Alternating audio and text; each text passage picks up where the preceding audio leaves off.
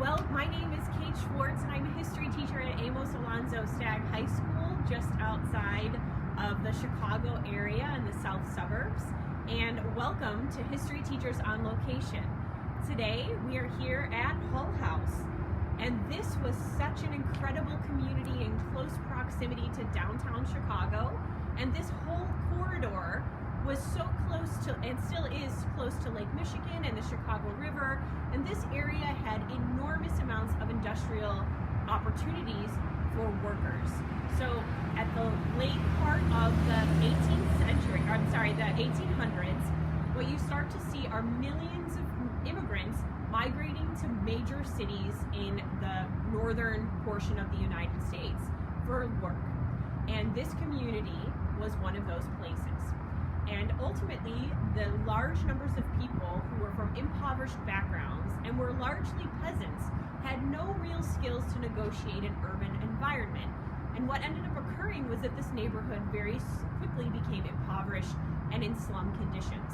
And as a result of those conditions, there was this community center named Hull House.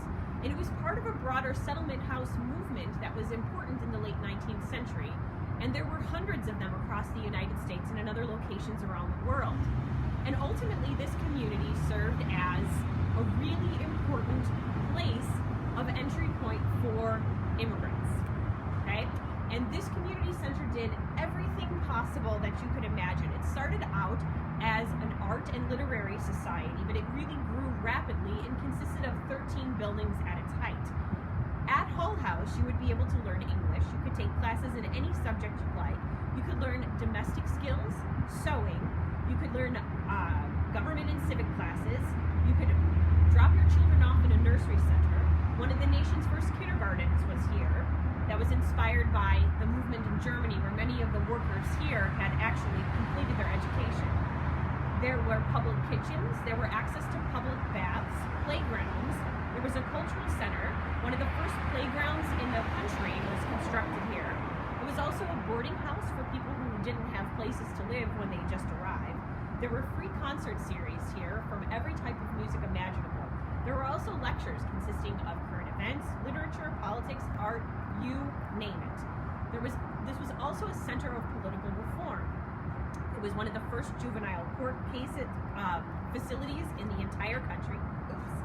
There was protective legislation for women and children who are here. This was also a place where public libraries were advocated for. It was a center for compulsory education to get kids out of factories and into classrooms. And there are also child labor laws and unemployment compensation were things that were really important in this particular location. So what you're looking at here is actually on the campus of the University of Illinois at Chicago. They purchased this property in the 1960s when much of the slum neighborhoods were knocked down to build an expressway, right, that's adjacent to here. So this is actually the student center over here, and then as you kind of pan over this way, this is the side of Hull House. This was Jane Addams' private residence. Her bedroom was up at this top of the second story. This was open to people who lived in the community at all times. And this is so crucial to the settlement house movement because the people who lived and worked here were part of the community. And they were ultimately, the problems of the slums became their problems as well. So if garbage wasn't being collected, that was something that affected the people who lived here at Hull House as well. This is really why the settlement house movement and why people like Jane Addams were really so highly regarded. And something that is maybe important to understand about the people who worked here was that they had kind of a philosophy about the people who lived in the community. They were enormous advocates of democracy and felt that ultimately people who were from impoverished backgrounds weren't any less of individuals than anyone else, and that they deserved an opportunity at success in this country. And ultimately, Hull House was an attempt to sort of bridge some of those skills that were lacking. So the ultimate idea here is to kind of help people help themselves. There really are only these two buildings left of the original 13 buildings that eventually stretched almost a half a mile. This building today serves as kind of an education center for people who wanted to learn more about Hull House, but this particular building's original as women and children and men, everyone in the family in the 19th century, they were working and they didn't really have the time or the space or sometimes the money to actually prepare food. So this became almost think of like a fast food drive-through for the 19th century. It was actually a really kind of a friction point at first, and it really shows how Jane Addams was willing and open to listening to people. Food that they cooked here were often kind of custom to American taste buds, right? But if people were from rural peasant Russia, they didn't particularly like that food. So Jane Addams was always open to kind of tailoring the menu to the community's needs. She was always open to willing to learn about the people who lived here and to best serve their needs.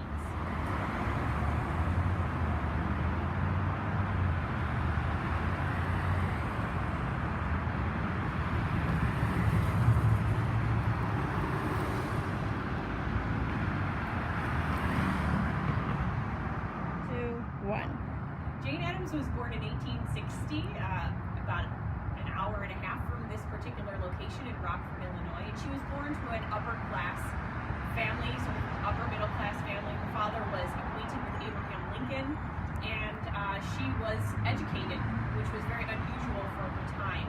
She was part of less than 2% of American women were college educated. She was part of that. After she completed her schooling, she really didn't have much to do with her degree, so she spent time in Europe sort of touring and seeing the sights.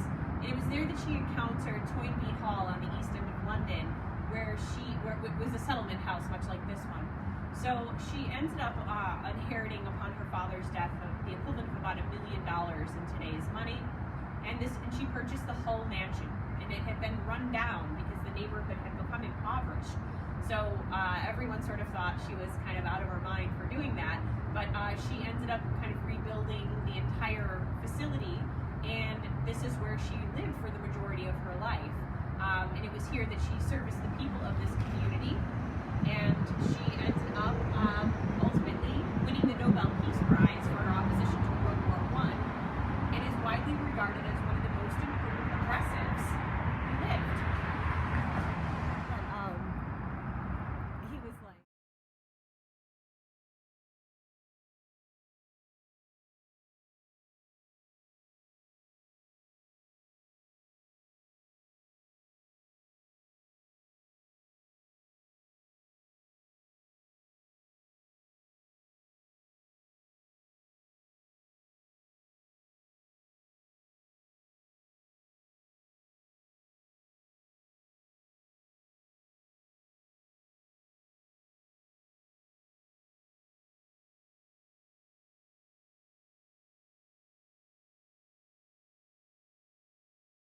Jennifer Banowitz. I am a history teacher at Amos Alonzo Stack High School, and that is right outside of Chicago, Palos Hills, Illinois. And for this morning's stop, we were at the Union Stockyards, or at least the former Union Stockyards gate, as part of History Teachers on Location. This is part two of our two-part series, the Progressives in Chicago. The first part of the video, we were at Hull House, featuring Jane Addams.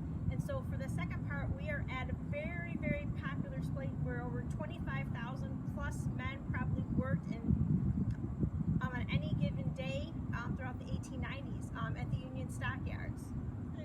The Union Stockyard Gate, it is the only thing that's currently left standing from the Stockyards. It is a U.S. national landmark as well as a Chicago landmark. The gates are part of a smaller park that are located in between the Exchange and the Peoria streets. The gates were probably designed by famed architects Burnham and Root, who are also famous for designing the Gilded Age Marshall Field store that's also located downtown Chicago. So these gates were almost destroyed in a massive fire in 1934, but were cleaned up and were restored in the early 1970s. Union Stockyard gates also share a small park with a fire memorial for all the Chicago firemen that have died in the line of duty. This is here because in 1910 there was a stockyard fire that killed 21 firemen and a building collapsed. So this seems like an honorable place to to have a memorial for those men, as well as 350 others that have died in the line of duty. This memorial is far more modern. It's post 2000, so that's why it's here at the same time. But there's a nice little park, but we are surrounded by light industrial buildings. Combination of I know there's landscaping places here. There's home to a lot of recycling, other industrial, as well as still some meat packing, but nowhere near the capacity that it once was. This area was about a quarter square mile of all meat packing in it, and this was the highlight of many people's visits to the city of Chicago. So people would come from all over the world to watch the meat packing process, which is going to include the butchering of over 18,000 pigs on one day. This was not for the faint-hearted, to say the least. Many people did pass out on those tours.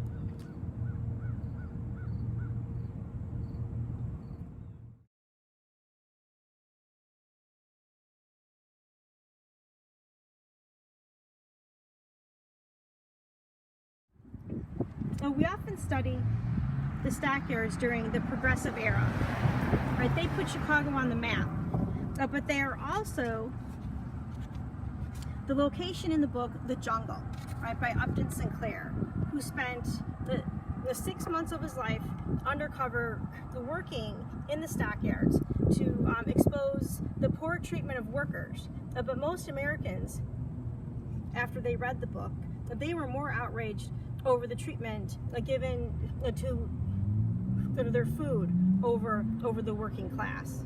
In the 1890s, the stockyards, on any given day, could process 13,000 hogs each day, also employing 25,000 workers.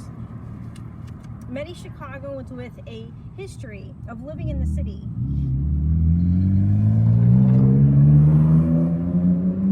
they can tell you the personal stories of either working in the yards or living near them. More than a few Chicagoans have stories of cattle and horses escaping the trains or pens and roaming the neighborhood streets.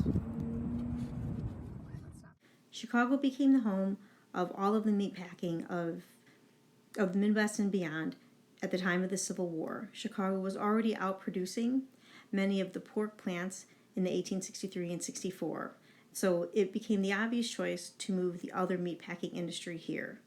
It was already home to many rail lines, and so men like Cornelius Vanderbilt had purchased stock in many of the local lines, and he built more lines to end here. But the yards were also located near the south branch of the Chicago River, which made it convenient for transportation and the removal of animal waste. Even today, part of the river near the former site is still called the Bubbly Creek, thanks to the decomposing animal waste that is still in the river. Although very little of animal waste was actually thrown into the river in order to make as much money as possible, parts of animals have been used to make glue, margarine, and even fertilizer. They used everything but the squeal.